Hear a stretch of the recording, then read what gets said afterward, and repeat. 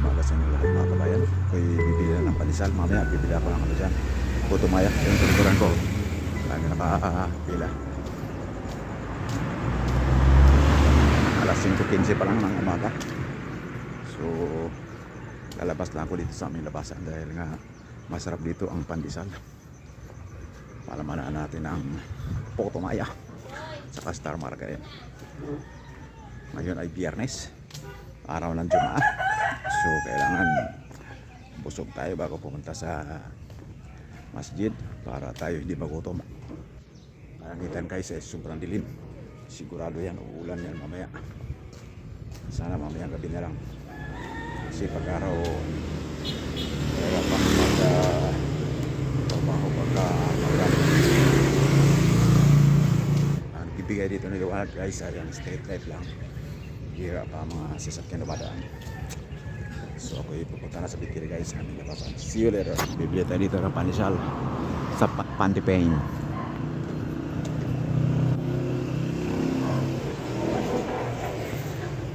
₱10 pandesal. Sarap pandesal dito guys. Ang liwanag dito guys pagka madaling araw. Ito yung mga tindahan dito ng mga 24 hours na kainan guys. Magugutom ka, pwede kang kumain dyan. Samboy fried chicken. At brand sila rito.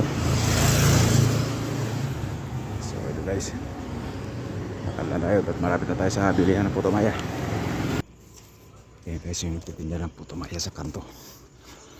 Bibili tayong madalawa lang kasi isa lang tayo kakain eh. Ayan na. Dalawang putumaya.